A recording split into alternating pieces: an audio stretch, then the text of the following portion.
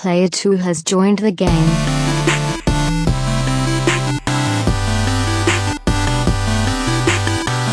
Hey yo, what's up everybody and welcome to episode 93 of the Two Player Co-op Podcast. As always, I'm one of your hosts here, Kevin, along with not my brother from my mother. For the first time ever in the history of the Two Player Co-op Podcast, one of the brothers from our mothers is not here. Joining me today is my brother from my other mother, Nick Schifani.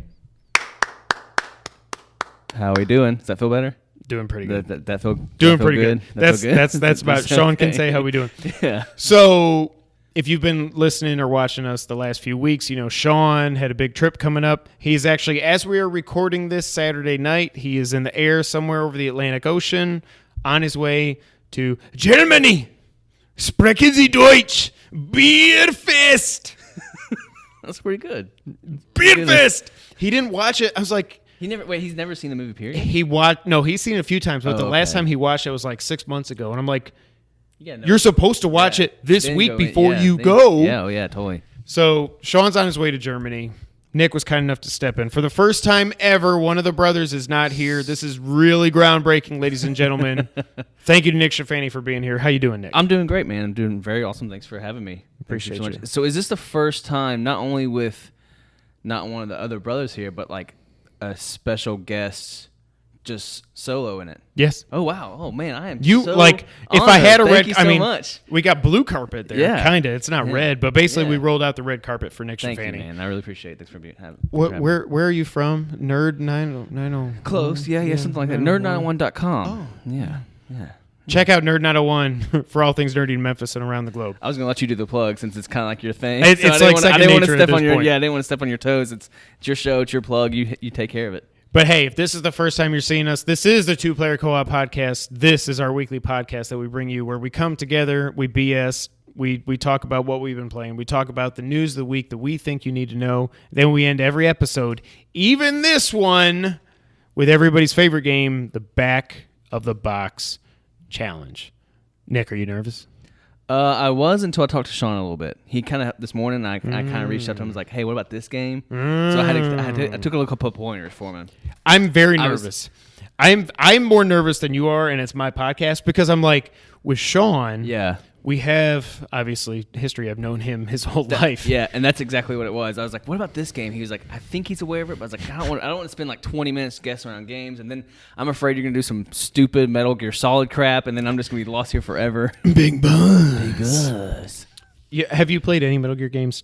We've had this conversation. Do we have to do it live? Have you had any? Have you played any? No.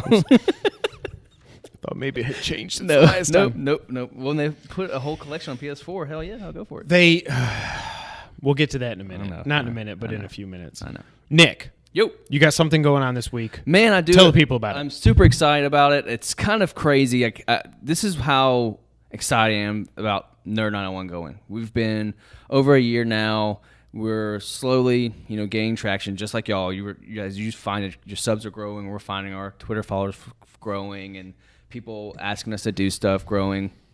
This week, this Tuesday, I guess by the time that As you're watching this, that evening, I will be speaking to Dr. Stephanie Madden's social media class at the University of Memphis, which is funny because I'm a college dropout. So why would you want someone from a college dropout come talk to your class that they actually get graded on?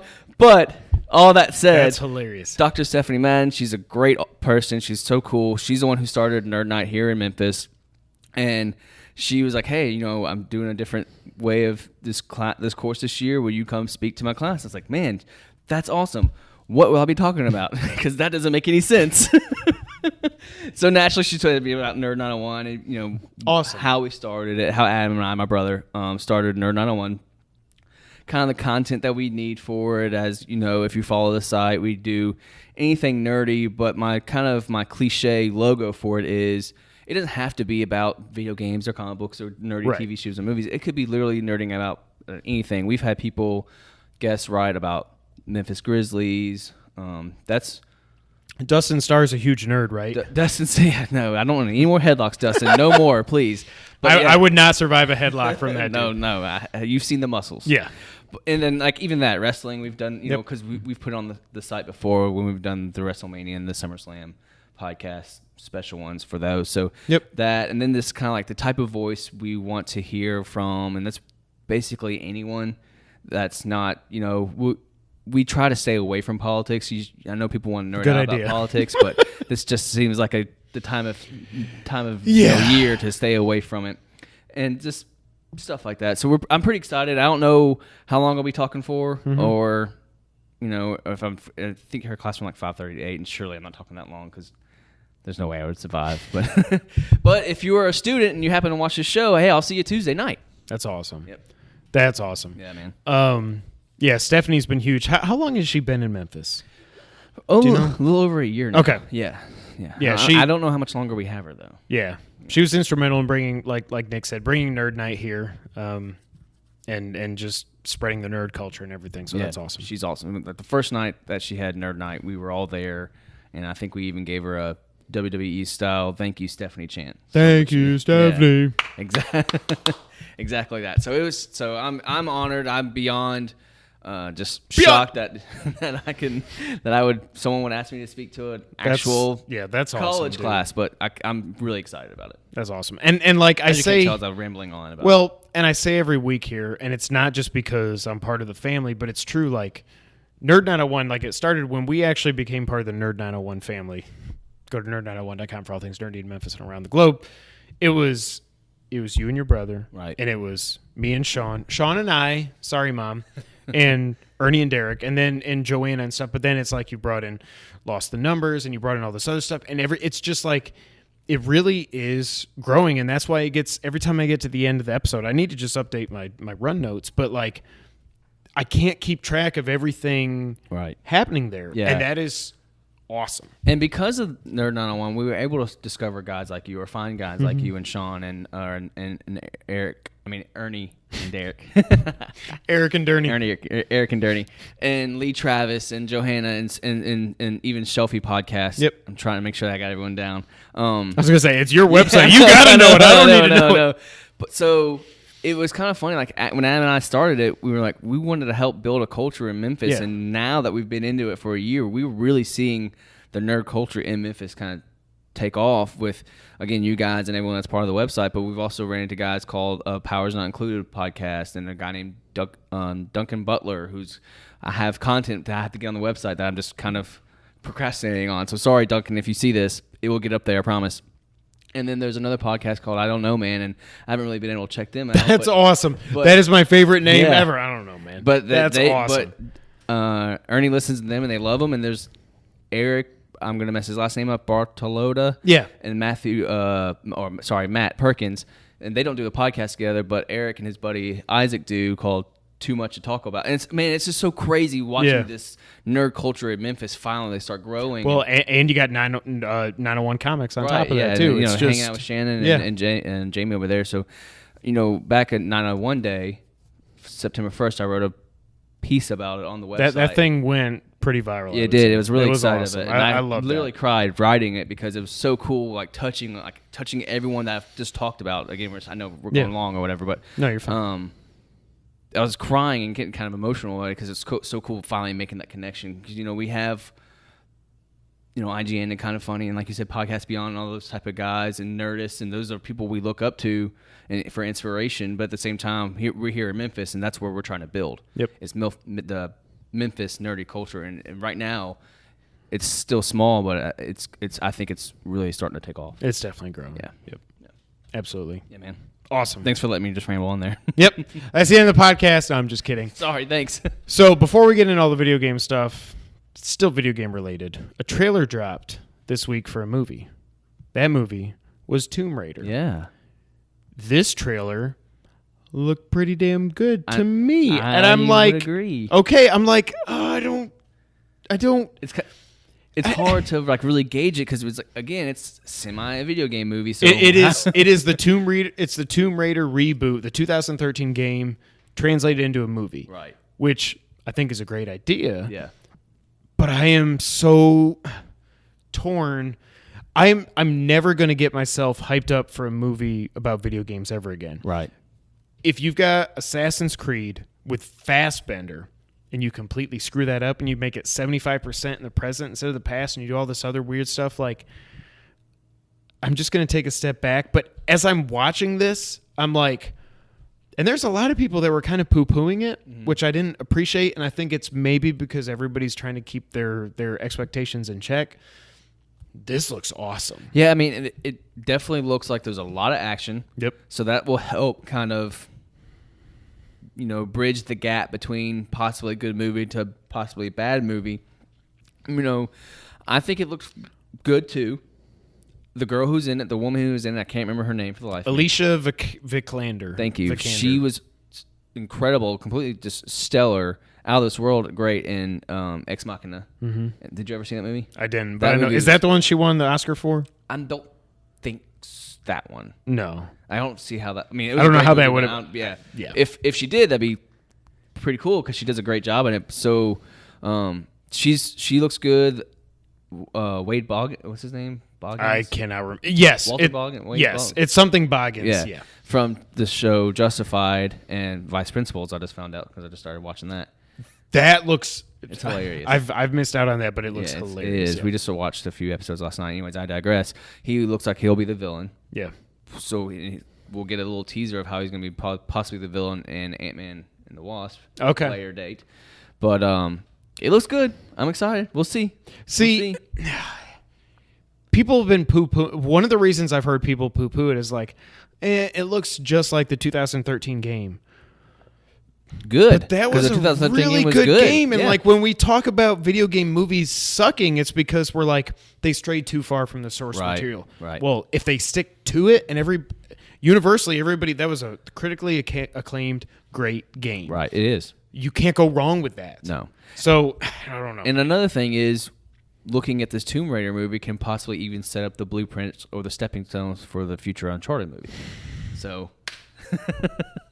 say mine right there. Nailed it. Yep. But I'm like, to your point, I'm like, why are we doing Tom Holland? Sure. Why are we doing young Drake? Right. I want Nathan Fillion Yes. has been campaigning for like 10 years to be Nathan Drake. If Ryan Reynolds can get Deadpool, Nathan Fillion should be able to get Drake. Right. Yep. Like, Yep. he's... Does he look like Drake in the games? No. But is he a great actor? Yes. Well, isn't the first game he semi-modeled off of Nathan Fillion? There was rumors about that and everything. I don't... Definitely on Uncharted 4, he doesn't look anything like him. No, not anymore, no. But like... And you hear him, by the way, if everybody loves those Destiny 2 live-action commercials, that's Nathan Fillion's voice. Yep, sure is. Like, the guy is funny. The guy loves Uncharted. I don't... If you wanted to do Tom Holland for like a flashback sequence, that's fine. But if you're going to do Uncharted, I wish they would do it right and just cast Nathan Fillion. Yep. Sorry, Sean. I know you want Chris Evans. I can kind of see it, but I can't Nathan see Chris. Fillion. I can't see Chris Evans. It's Nathan Fillion. I mean, I haven't publicly said anything to Sean, but I'm about to now since he can't be here to defend himself. Hey, you're wrong. You're in Germany. I hope you're watching. Yeah, you're wrong, brother. Listening. Not Chris Evans. YouTube.com/2playercoop. Nope. Yeah. I mean, yeah, definitely listen to that, but not Chris Evans. So we're both, I would say, cautiously optimistic. Yeah, I would say cautiously optimistic is a good term. Okay. One more note here, and then we'll get into what we've been playing this week, which I cannot wait to talk to you about, and I can't wait to talk about also. I think you're going to be disappointed. Red Dead Redemption 2, Rockstar sent out a tweet that just said, Thursday, September 28th, 11 a.m. Eastern. What are we getting, Nick? Well, so I purposely stayed away from any of the sites, big sites we mentioned before, like Kind of Funny and IGN and stuff like that, because I didn't want them to kind of sway my opinion when you brought this up on our little docket here. But I would assume everyone says the same thing. We'll get a longer trailer, and we'll probably get a semi-close to definite release date. Yeah. You know, will that release date probably get pushed back again? Yes. But at least we'll actually have a certified, you know, like, what are they shooting for, November this year? Yeah, and then they said just 2018. Okay, so we'll probably get an actual day and date and stuff like that, but hopefully a longer trailer, kind of maybe show what the story is a little bit about. Other than that, I don't think we get too terribly much. Right. What about you? I guess we think, I don't think this has been confirmed, but we think this game's going to be a prequel. We think it's still going to be John Marston, but a prequel. Obviously, spoiler alert, you can't do a sequel and have it be John Marston. No. Unless he survived that somehow. That would be hilarious. That would be Lazarus Pit stuff or something. Yeah. I heard a rumor of Ed Harris being in the game. Really? Yep. Westworld?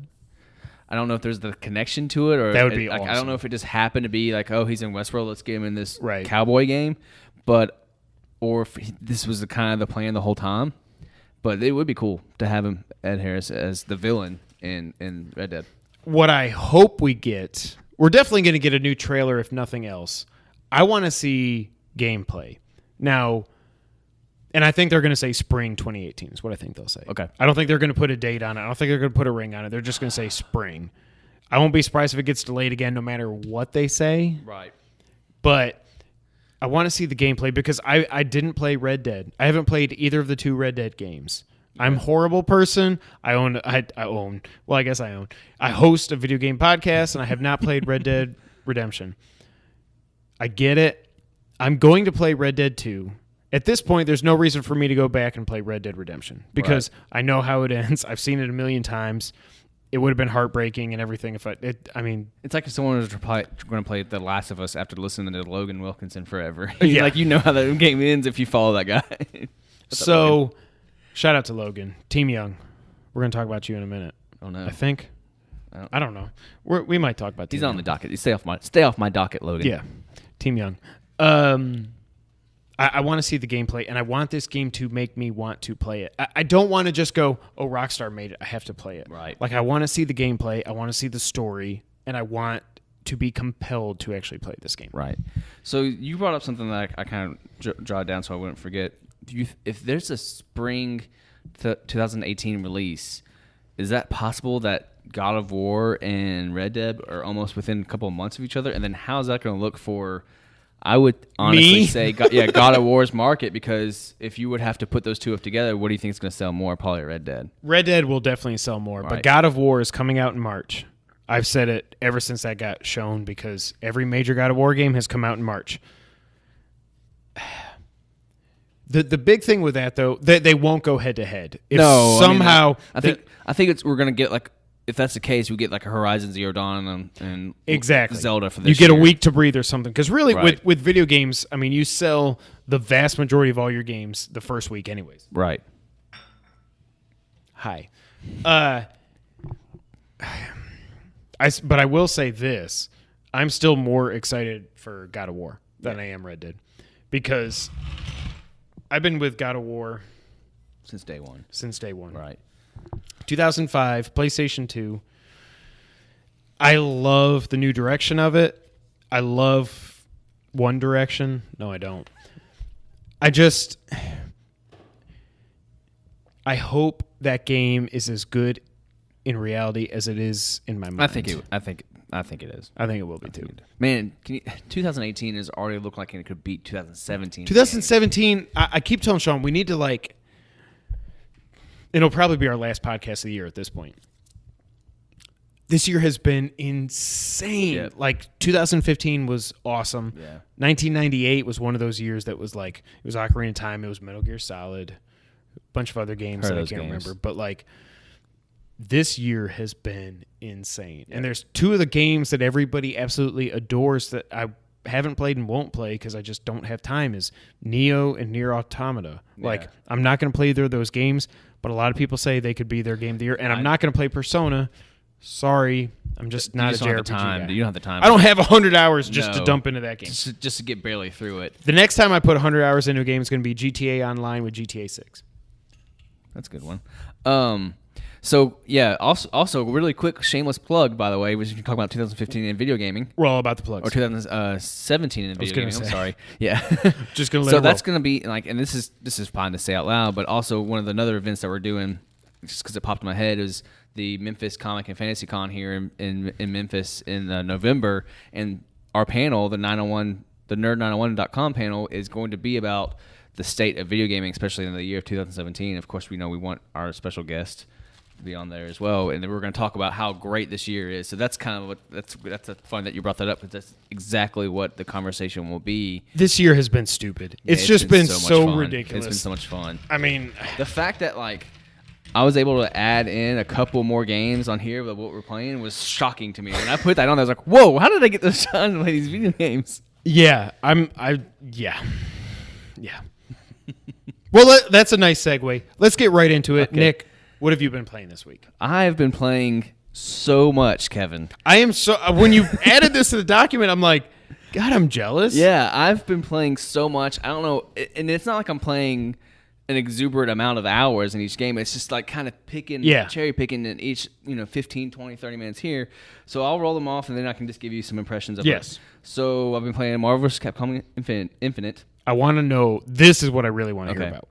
And I've been playing Zelda, Breath of the Wild.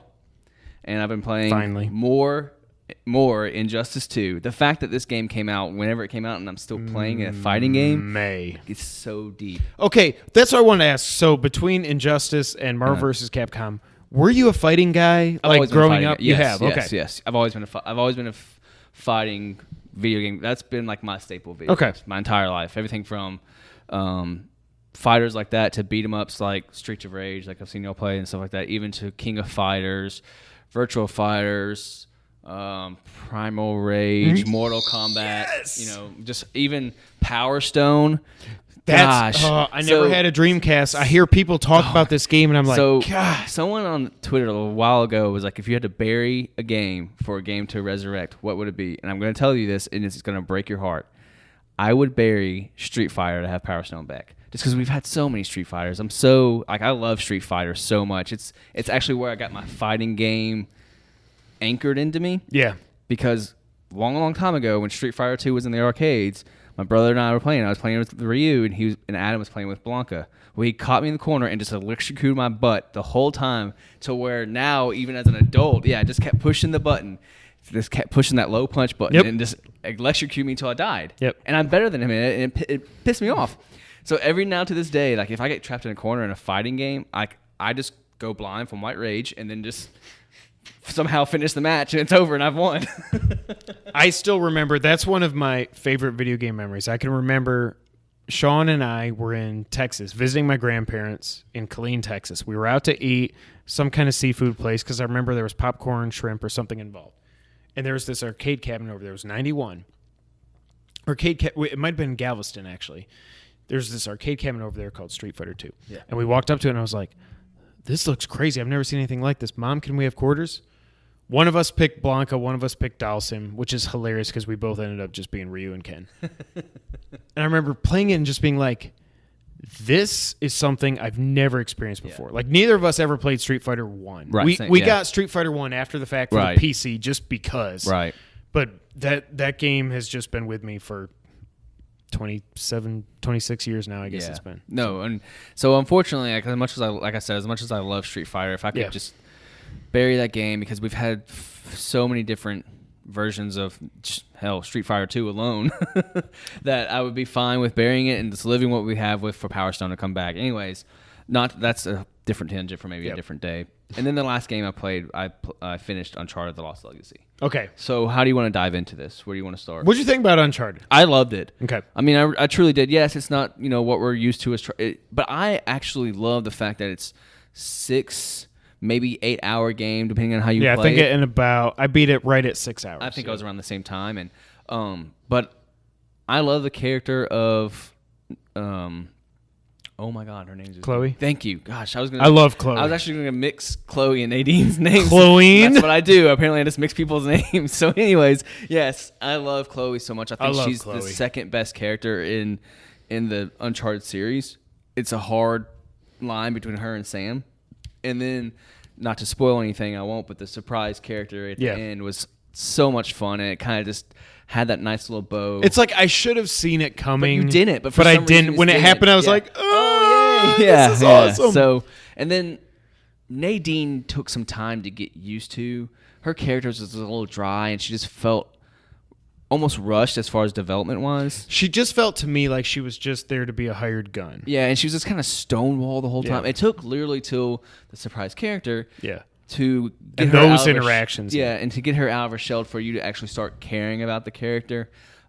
Overall, fun, great game, and awesome. If you're an Uncharted fan, play this game because you would be missing out if you're not. And dang Sean for not playing any of these games. What is wrong? I with can't him? talk to I him don't about any of these understand it. spoilers. I I'm know. like, I know. he's played 1 and 2. Well, he played half of 1. He beat 2, and then he's like, and I get it. I could not play 2, 3, and 4 back to back because that's 45 hours of did. a lot of climbing and stuff. You did? Yeah. So when I bought my PS4, I Awesome. bought it because when I saw the trailer for Horizon Zero Dawn at the Yeah. E3 that one year, I bought the PS4 with the Uncharted, the Lost Legacy, or the collection of 1, 2, and Nathan 3 Drake collection, Yeah, yeah. thank you. So I played the first 3, and then by the time I finished 3, 4 was out a week later, and then I rolled through 4. And it's a lot, but it's a lot of fun, great story with great characters, and just a way the game should be built and played. So I had no problem just busting out 50 hours. I mean, especially if you're someone around our age group, hashtag Team Young, that grew up on Indiana Jones. Like, we're not going to talk about the Kingdom of the Crystal Skull, but the 3 Indiana Jones movies, because there were only 3. Yep.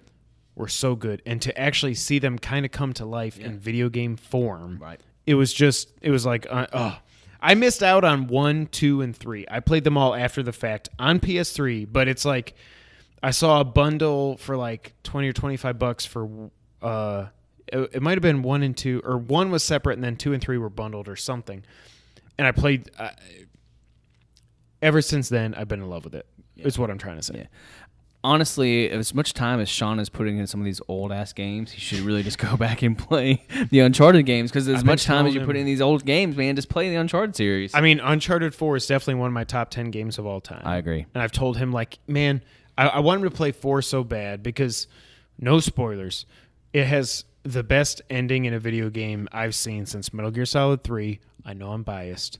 But that ending, the way they wrapped it all together, I was in tears. Like, it was just so perfectly done. I'm like, he already knows about 3. He knows you play as young Drake. So I'm like, okay, now that that's been spoiled, just watch the cutscenes, just get the story beats, and go play 4. Like, I want him to experience at this point, 4. just watch all the cutscenes from. But there are so many huge set pieces, Yes. especially in 2 and 3, Yeah. that not playing those games is a crime. It's just because those huge set pieces that we're used to Uncharted, not playing those games it just feels like you're It's a disservice. missing something out. Yeah. What'd you think about the set piece to end Uncharted Lost Legacy? I thought that was a lot whole of fun. sequence was that was a lot of freaking fun. awesome. And then being able to take out the bad guy the way you were able to was a lot. It was fun. It was really good. Tag team back again. And then the little, almost like the little amiibo characters in the credits. Did you watch the credits? Yeah. They were cute. I Yep. I don't know. Anyways, I loved it. what do you want me to dive into now? All right. Talk to me about Zelda, Nick. Okay. This is not going to be a long conversation. Am I going to cry? It depends on what I mean. We kind of talked about this the other day. I haven't really gotten through too terribly much, mainly because this is my first Zelda game. I'll let that sink in for a moment. Let that sink in. If I remember, I'm going to insert let that with the sink in the entryway to Yeah. the door. I'm Right. not going to remember it, but if I do, it'll be awesome. Anyway, so this is my first Zelda game, so I really have no idea what I'm doing. I'm just running around. I'm still clothed in what you wake up, you clothe yourself in. So like I'm freezing to death. Or So I'm are you on the plateau still? Okay. And I just did the first shrine. Okay. That you get the little that you're trying. I'm trying to get a paraglider apparently. You got to get through From the the old first man. 4 shrines, yeah. And he broke his promise like a butthead, and Yep. now I have to go through. I was like, what? Because you get the 2 little options. I answered angry every time. Like this is not what the plan was. Damn it, old man. Yeah. So yeah, now I'm trying to like just trek through to get to the other 4 shrines, I guess, to get these other to get the paraglider, and I'm dying a lot. That's okay. I'm dying a lot. I'm spending more time dying than I am doing anything, and eventually the game just kind of is like, oh, and like pats me on the head and is like, we'll put you closer to it now, like each time, So, but I'm having fun with it. I'm exploring a new world that I've never ever seen before. I have no idea how to play this game. I hate the buttons. I hate the jump and all the other stuff button. That makes me so angry. I don't know why Nintendo. I want to run and I'm jumping, or I want to use my weapon and I'm not doing anything. So I know. I'm sheathing it. The fact that And I guess you can't map it out the way you want to. the only thing you can do is you can switch, sprint, and jump. But Nah, that's I don't it. need any of that. That's all you can do. Yeah. So anyway, I mean, maybe that will help. I don't know, but I'm having a lot of fun in this game. Adam, when you watch this, I hope you're happy. I'm dying a lot, but I'm having tons and tons of fun. But I'm ready to start like getting new clothes and kind of getting different weapons. I'm tired of using branches to fight these little pig monsters, and I have a rusted sword that I'm afraid to use because it'll break. It will break, and then I'll have more branches. I still say to this day, and I tried cooking, but all I did was just take a nap for 4 hours. I was like, I didn't cook. I'm trying to cook something. So you go into the menu and you click on your apples or whatever, and then you say hold or something. So you start the fire. And then when you go out of the menu, you'll go, okay, cook. And then he'll go, oh, ding, ding, ding, ding, ding. Okay, so I did that. Again, this is how new I am in Zelda. Which I guess this cooking thing's kind of new too, though, right? Yes. So I do hold, and I've got a steak, and I throw the son of a gun just out into the open, not even near the fire. Okay, so are you by a fire, or do you have like there's a big fire. pot There's a over a fire? There's a fire. Oh, both maybe. I'm not really sure. Okay, I think you're just sitting by a fire, which the fire you can just sleep at in advance time. Yeah. You got to get to a fire where they've got a big old like a pot. You're telling me I can't take my rusted sword, stick it in an apple, and freaking fire it? I mean, in real life you could. Stupid Zelda. I don't like that one bit. Marvel versus Capcom. Yeah. So it's go ahead. You said you were most interested in. I want to know why. Yeah, just because it seems to be a lot of differing opinions on this game. It seems like a lot of people like Capcom is king when it comes to fighting games, whether it's X-Men Children of the Atom, all the Street Fighter games, X-Men versus Street Fighter, to Marvel versus Capcom. I think there's a new king in fighting games, but continue. What is that? NetherRealm. Yeah. So I just want to know, it seems like some people love this game. It seems like everybody hates the way it looks. Yeah. Okay. Go ahead. No, but just how does it play? Like, because I downloaded the demo, I played it for 5 minutes, and was Sure. like, this is not for me because it doesn't. I'm just expecting it to be Street Fighter, and it's not Street Fighter. Right.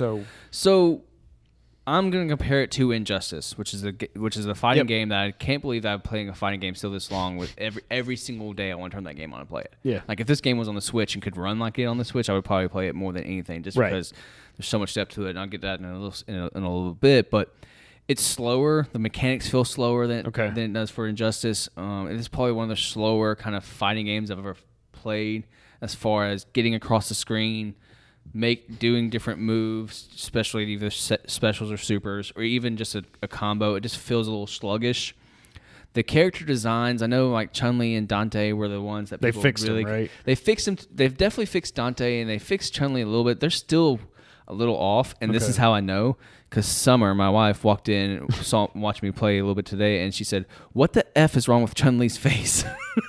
She looks like a porcelain doll a little bit too. Yes. So I don't know if they, which is so weird for Capcom to mess up a character to facial design like that. But I'm wondering if like the technology is just surpassing them, and they're just not kind of like grasping on, or they just don't have the stuff that they have.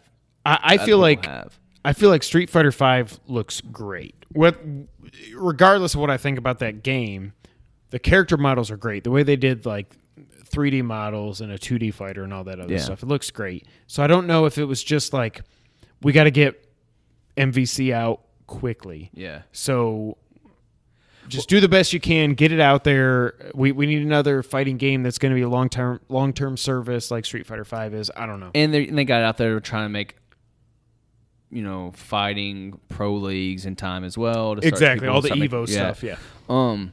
Another thing that kind of bothered me about the game, before I say anything else, I do enjoy the game. Okay. The story mode, Marvel vs. Capcom 3, when it came out at the same time as the Mortal Kombat 2011 series game came out, which was basically Mortal Kombat 1 through 3 all smashed into one game, and the storyline was fantastic, and so was MKX.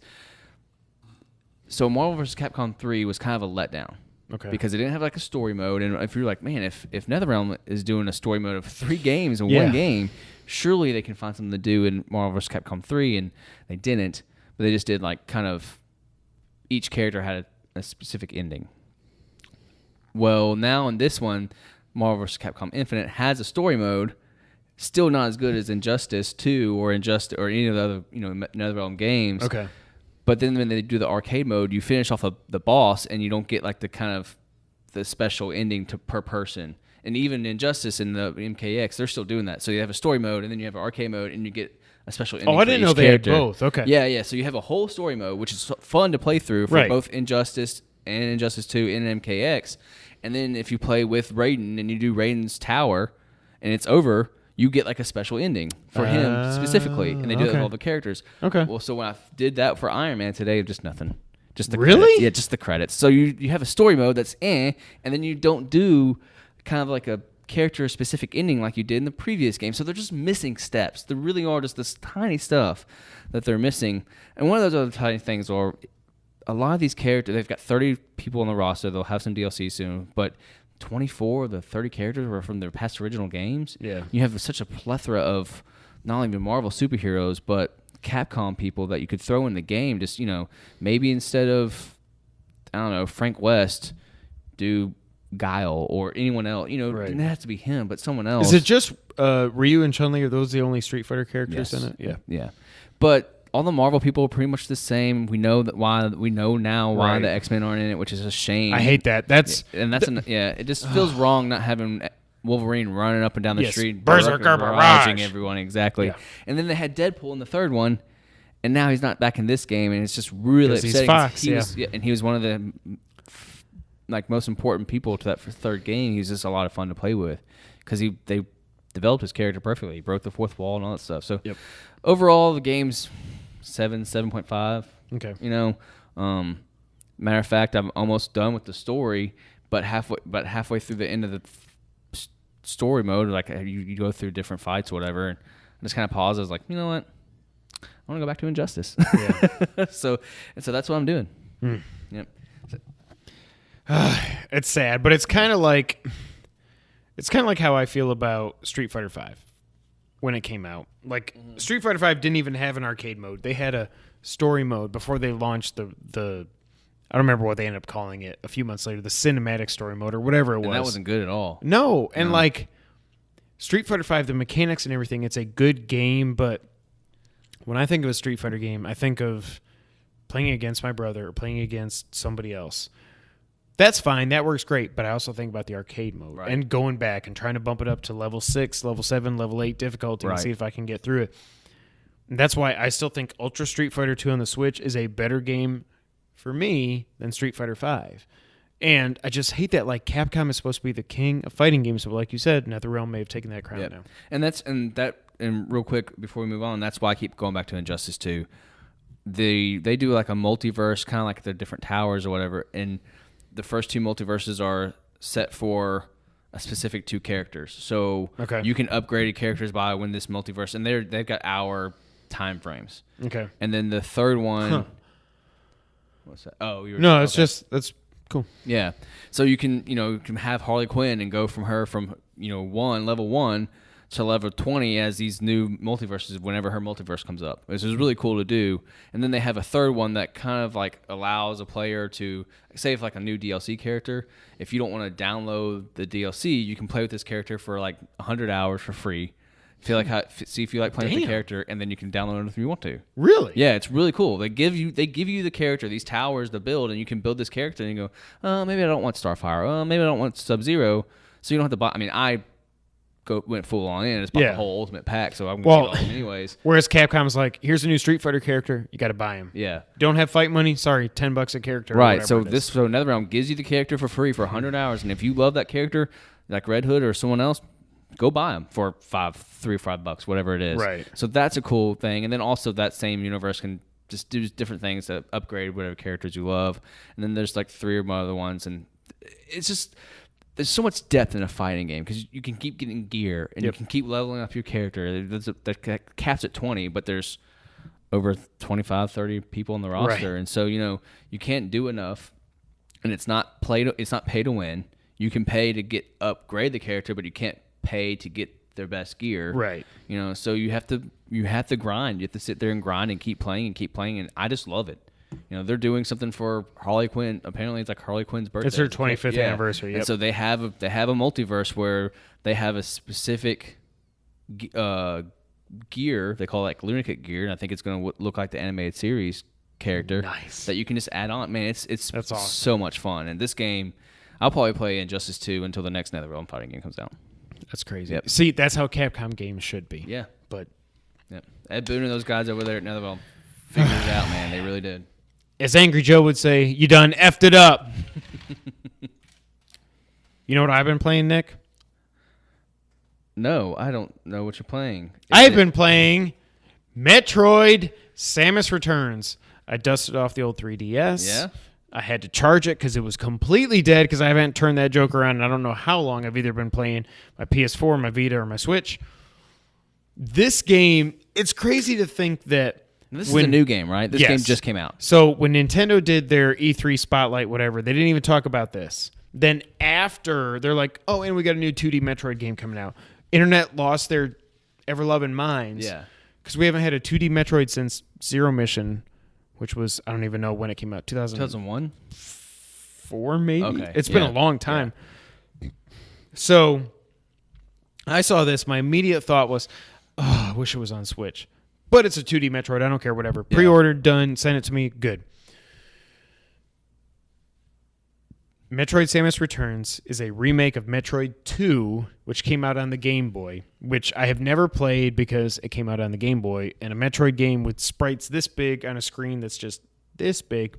If you can't see my fingers, you should go to youtube.com/2playercoop. It doesn't really work. The basic premise is the same. So this is a remake of Metroid 2, but it was almost, I would call it more a reimagining. So the story is basically this. Samus is flying around after Metroid 1, obviously. They detect life, Metroid life on SR-388, this planet, and they're like, Samus, go save the day. And Isn't there a band called SR-17 or SR-71? SR-71, yes. Yeah. Was that Little Black Backpack? No, it wasn't them. No. Oh, my God. I knew this was going to happen if I brought this up. while I talk. That's going to drive me nuts now. So They're one-hit wonder. I'm pretty sure. yes. So Sorry, basically, SR-71. Samus, go save the world. You get down there and you land in the ship, and it's just 2D Metroid upgraded for current times, I guess I would say. And some of that's good and some of it's not good. So again, it's a remake of Metroid 2. So basically they are stuck in the confines of Metroid 2, even though they have remade it into something for now times. There's 8 different areas. You've got the surface area, and then you've got area 1 through 8. Each area has a certain amount of Metroids you have to kill, because your whole goal is to go there and eradicate the Metroid race, kill them all. What was it?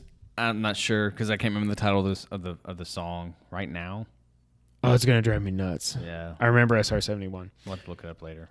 So there's 40 Metroids. Each area has either somewhere between 1 and 10 Metroids that you have to kill. Once you kill them all, you extract their DNA, and then this hieroglyphic thing opens up. It does something, and it drains all this poison water, and it lets you go to the next part of the area. 8 areas, 40 Metroids. So right now I am 8.5 hours in. I've got 9 Metroids left. Is it supposed to be this long of a game?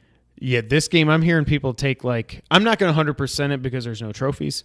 This is a game, though, I will say, before I get into everything else, all my notes, I got a lot of notes. If this had a platinum, I would 100% the hell out of this game. So, 8.5 hours in, I got 9 Metroids left. I'm in Area 5, so that means Areas 6, 7, and 8 are going to have just a few Metroids, I think. But so overall thoughts on this game. The graphics. It's the first 2D Metroid game that's not sprite-based. It's very different. I love the look of Super Metroid. This is different.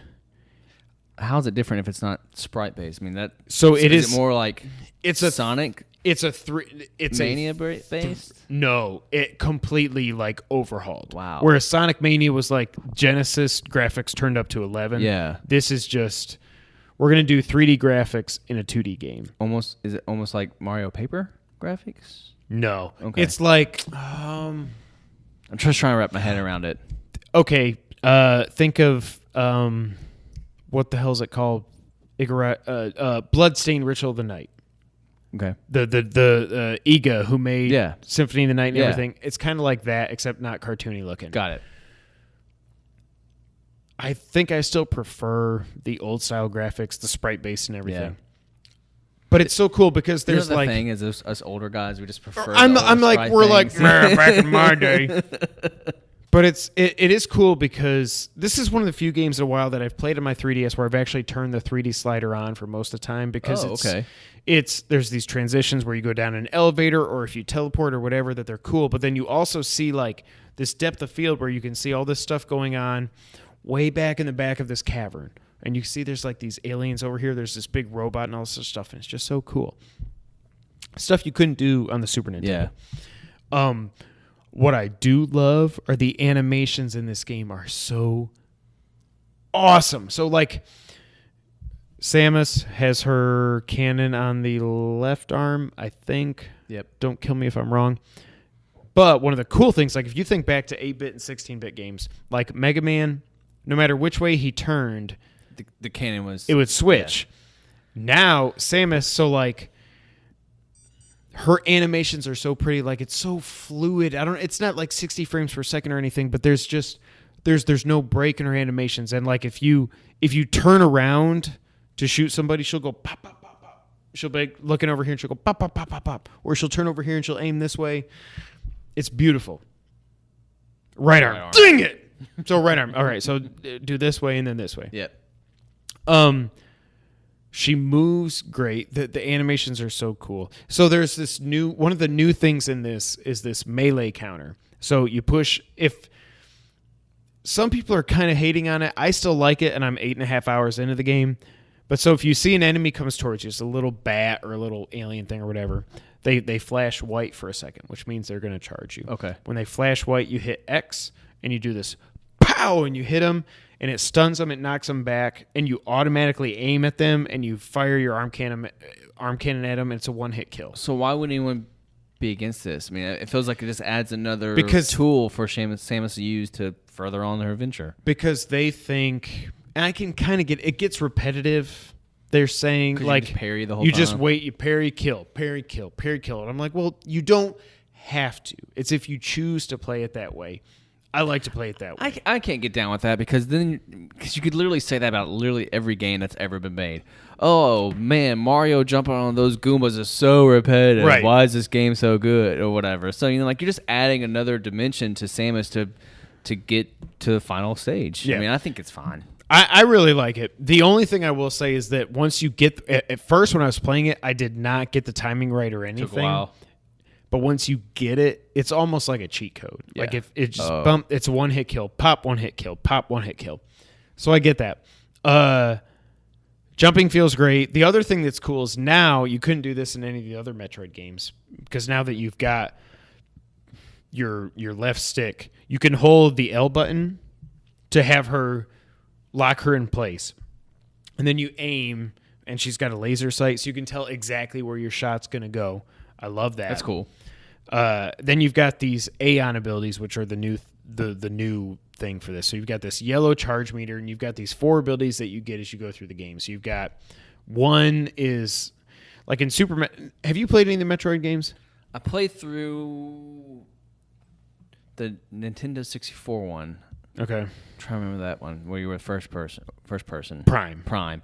Played like halfway through that one. Okay. And that's it. Okay, so Super Metroid is my really only experience. I played Metroid on the NES a little bit. I never played any of the Prime games. I just don't think... I mean, everybody says they're so right? good. Yeah. Okay. On Super Metroid, there was this one thing you could get where she kind of has a spotlight where she looks around, and if you shine the spotlight, you can see where there's some like blocks that you can blow up or something. Okay. So the first Aeon ability you get is this thing you just hit A, and it just goes boom, and it shows you every block that you can blow up. And that leads to different paths or different like areas or whatever. Yeah, so it's kind of almost a cheat because it's so easy to use because this Aeon ability recharges so easily. I like it just because I'm not really great at video games. I like that I can just hit A and be like, that's where I can go to get a missile expansion or whatever. You can also get this one ability that lets you not take damage. This other ability that lets you do like friggin' like machine gun blast, rapid fire stuff. And then this other one's like Matrix mode where you go fast, everybody else goes slow, or super hot if you want to call it that. Cool. Yeah. So I love it. while I wish this game was on the Switch, it's so cool playing a Metroid game with the two screens. So I was going to ask you, does it feel weird since you're so used to carrying the Switch around with you and playing it and whatnot? Does it feel weird to have the DS out again to kind of playing that? Because that's a system that I left Nintendo a long time ago after the GameCube. Okay. I don't think I owned anything Nintendo after that, and maybe probably didn't even play anything Nintendo after that. So I never played any of the 3DS or 2DS games. Adam had one. I just never got into them. I was more of a sit, in front of the console type thing. Yep.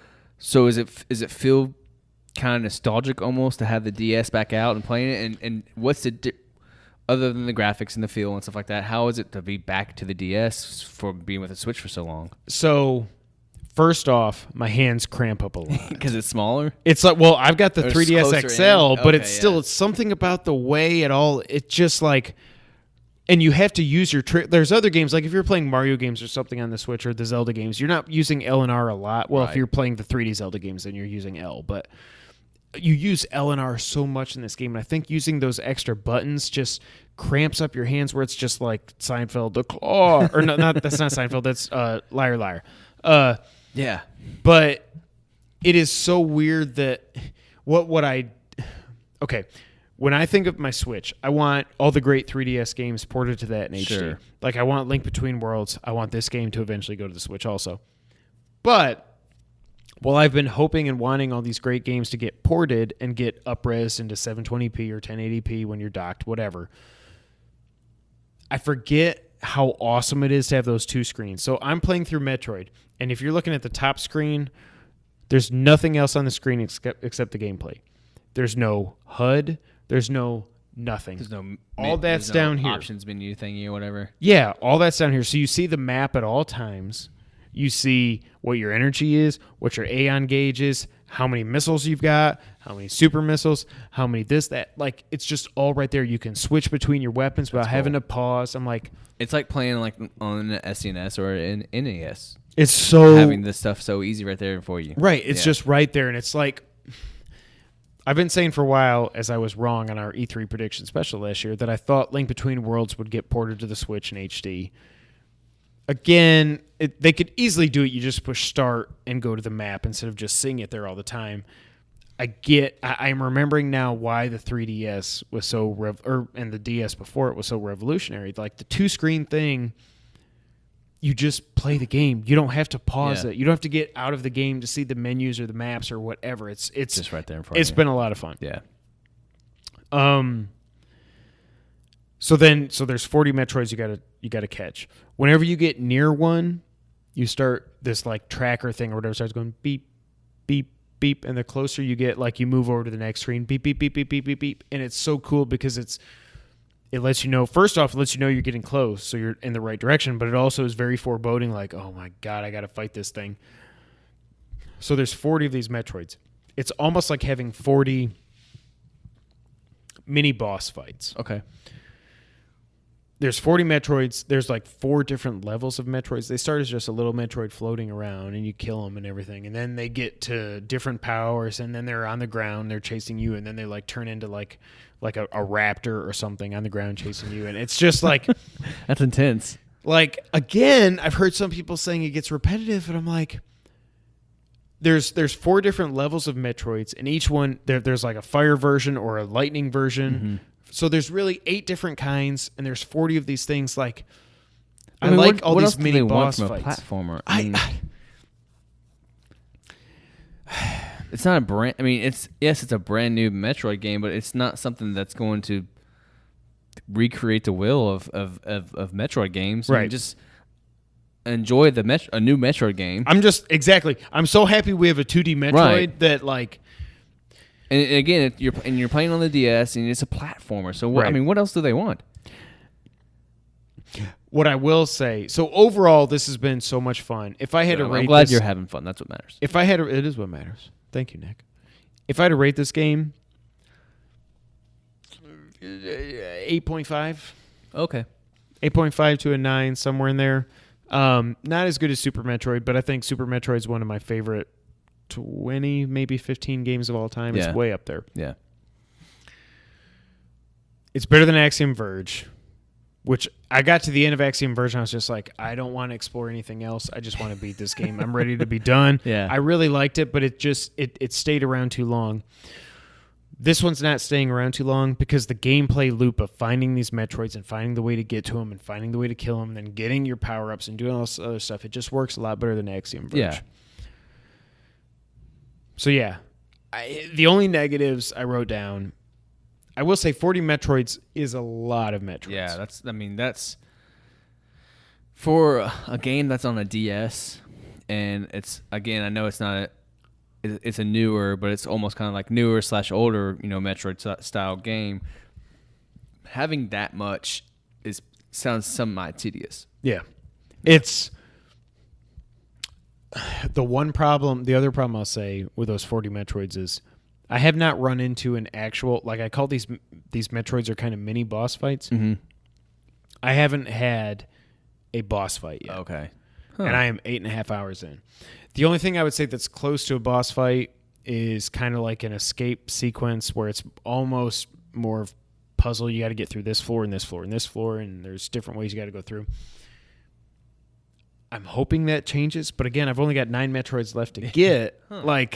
Yeah, you would think, because that's kind of what Metroid was kind of known for, was their big boss with over the top fights. Ridley and Kraid and Right. and the thing that comes out of the lava and Super Metroid and all this other stuff. There's so many iconic bosses that, and you're really just kind of just knocking off, like you said, mini bosses. Yeah. And well, maybe that's kind of a, like you said, it's a negative thing. Instead of 5 or 6, 7, 8 to 10 huge big bosses, right? You're fighting big boss. I had to. I know, of course. You're fighting 40 mini bosses. Right. That's kind of a downer. So my overall, like I said, 8.5 to 9, somewhere in there. I'm loving this game. I would have probably loved anything with just getting another 2D Metroid. I do want to go back. Sean, I was talking to him today because he finally started playing it on his way to Sprechen Deutschland. Wiener Schnitzel? Yeah.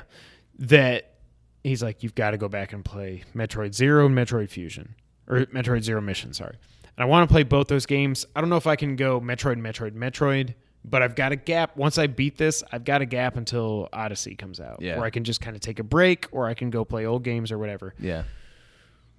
What I think this game has proved is 2D Metroid still work. I think that, so it's actually Mercury Steam that did this Metroid. Mercury Steam did the Castlevania Lords of Shadows games for the PS3 1 and 2, and then there was one on DS and the Vita. I think if you give them free reign to say, they've proven that they can make a 2D Metroid game. Now let them just go say, okay, we trust you. Go come up with your own original 2D Metroid game. Go. Don't work within the confines of Metroid 2. Make your own. Is it still? Are you still saying something like under the Metroid name, or just something? Yes. Oh, okay. Under the Metroid name, but just brand new story. Still Samus, all that other stuff, but don't try to recreate Metroid 2. Like I don't need to see Super Metroid HD. Right. I don't. Super Metroid's perfect the way it is. Create their own story, their own narrative, stuff Still like in that. the 2D platforming type of thing. way. Yeah, world. Yeah, universe. So cool. But overall, I really like it. Good. I'm glad. That's awesome. Definitely like it. Man, that's a good games topics right there, man. That was pretty good. Yes. I like that. Yeah, a lot of information on on both our ends. You think we were done already? Yeah, that was the first part.